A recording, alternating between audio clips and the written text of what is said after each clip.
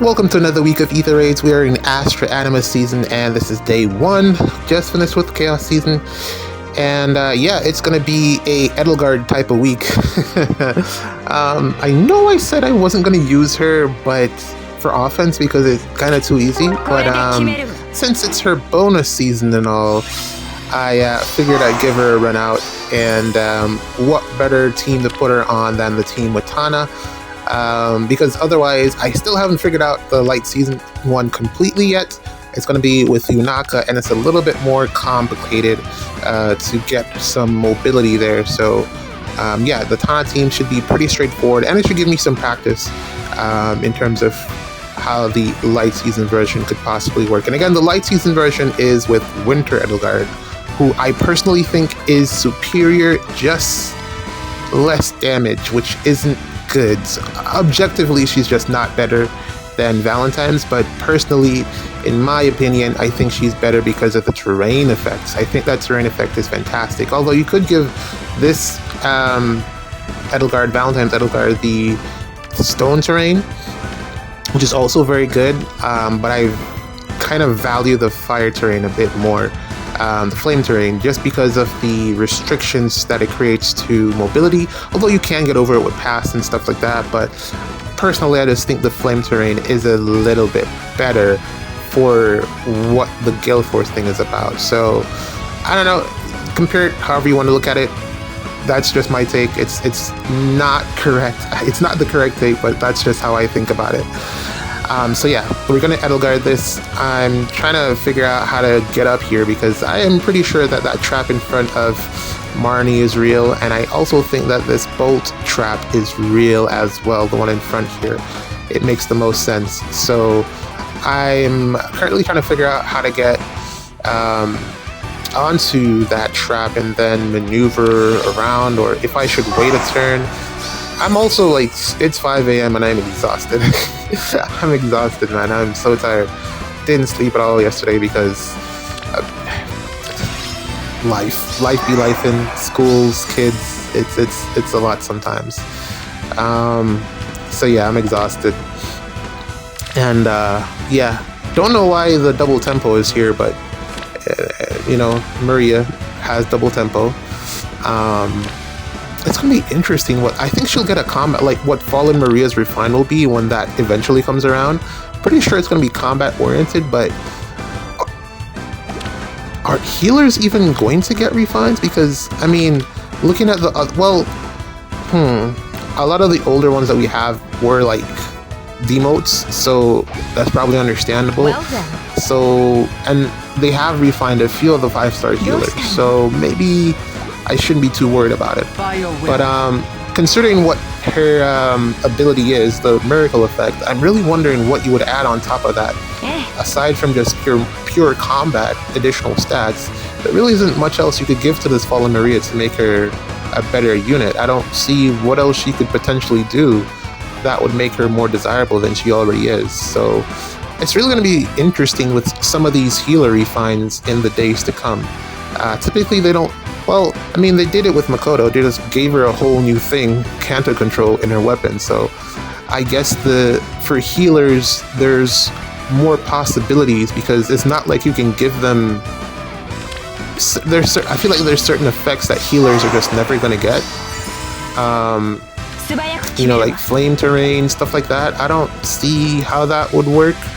So yeah, it's going to be interesting to see what type of refine some of these new gen healers get, like Fallen Maria,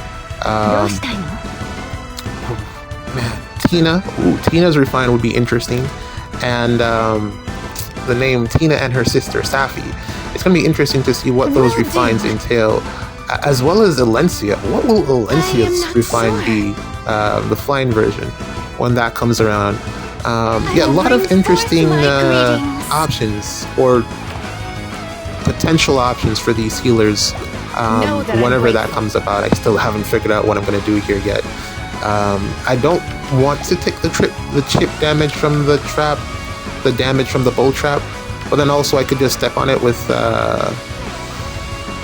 Layla here because she has disarm traps. So it's kind of, you know, I personally wouldn't mind if the disarm trap was in her weapon, or moving forward if they gave a dagger unit disarm trap in their weapon instead of in the B skill. I feel like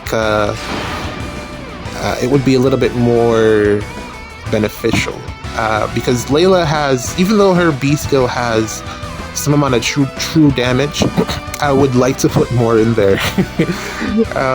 I feel like we're just going to be in an arms race as it relates to true damage moving forward, and the more that you can get in your weapon and skills is kind of like Midir. The more that you can get, the more usable you'll be. Well, you'd think that, but then I don't like Midir, so I don't know. Maybe it's.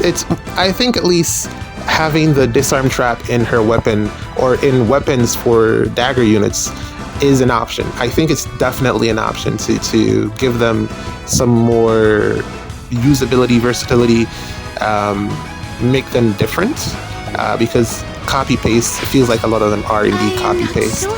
It's the good thing that there's no warp bubble here, because this would have been a lot more difficult if there was, but thankfully we're just going to go in here and bot Marnie. The flash is at times unnecessary.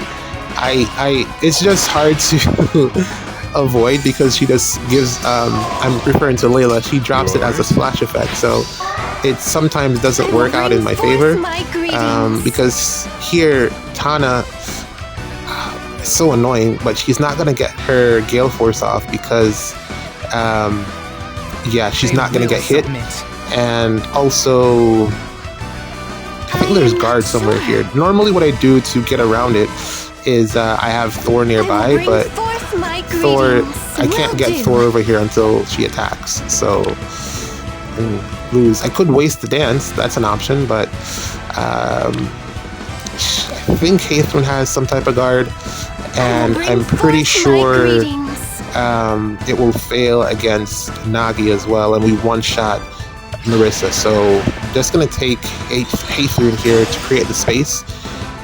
It's a better trade, even though I won't get the Gale Force. I'm pretty sure there was guard somewhere there.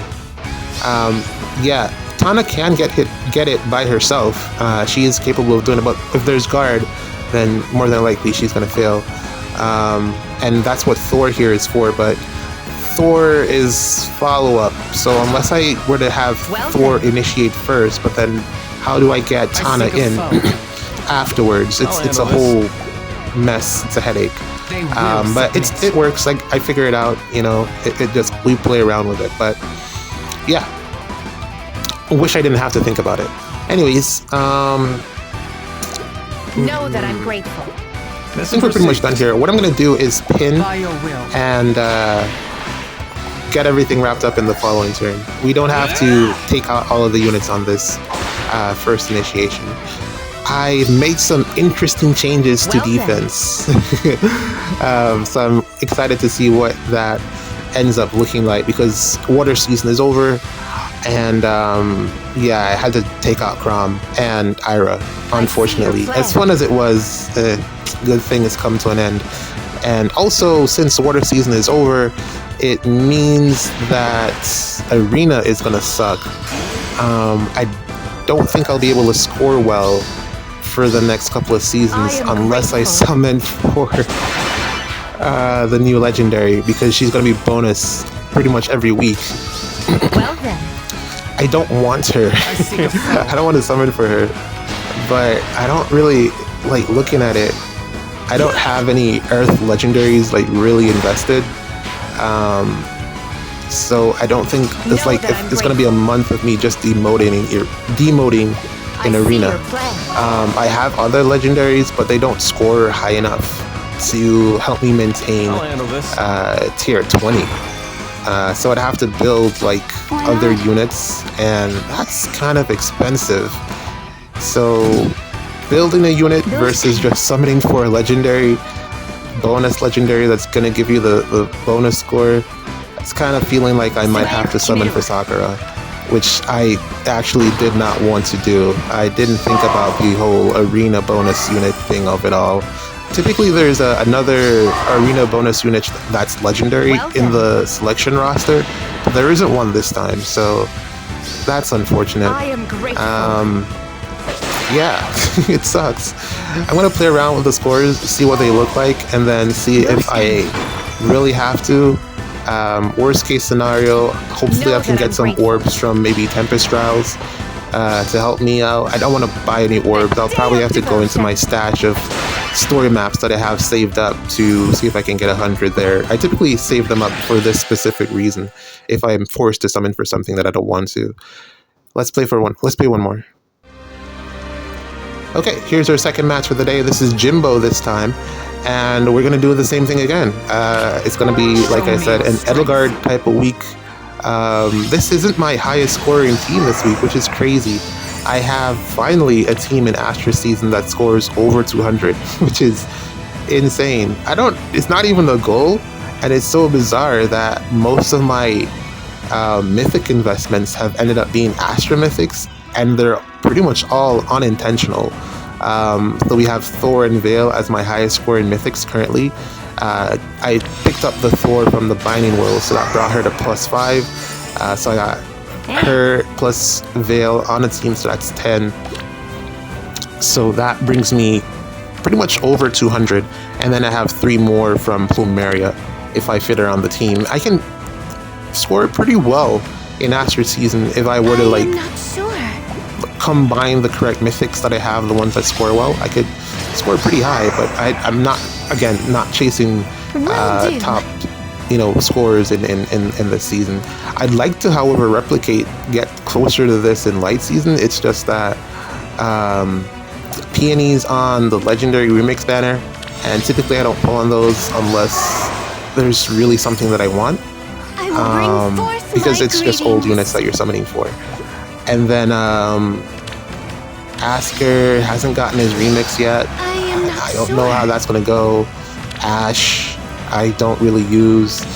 Uller never picks. She just never comes home, so Will do. that's not going well. There is a shout. I mean, if I go on this Sakura banner, maybe I get a couple of copies of her Felger. Hopefully, I don't know. We'll see what happens there. I don't know, man. I haven't been getting merges for light mythics. I was really trying with Rune, and I ended up getting 6 copies. I ended up getting 6 copies of Layla. So I don't know. Maybe light season just isn't my. It's not gonna be my lucky season. It's what it's looking like.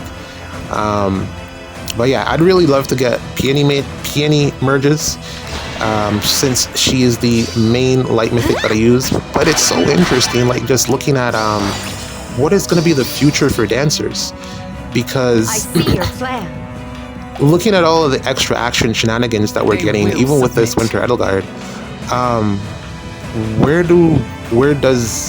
how do dancers fit into this? Because looking at someone like Duo Sigurd, who didn't get a refine at all, they just skipped him. It has me wondering if I will bring investing forth my in greetings. dancers has any Know that value. I'm grateful. Like, I'm wondering if they're going to skip Harmonic Azura as well. Because there's really no reason to just give him some extra stats in his weapon. It's not like he was going to be meta in the slightest. He's really just supposed to be there to dance. He has no real offense. Well, I guess he could kill things, but not really. He's gonna dance. So I don't know why they're so afraid of giving them at least an offensive refine. Yeah, we'll be mad about it, but it's something. It's better than skipping the unit altogether and then pretending like the dancer doesn't exist. It's understandable that they're not going to refine or remix the dances. That's understandable, but to not do anything at all is insane. And I'm assuming that will be the same case for Legendary Ninian. I feel like she's going to get skipped.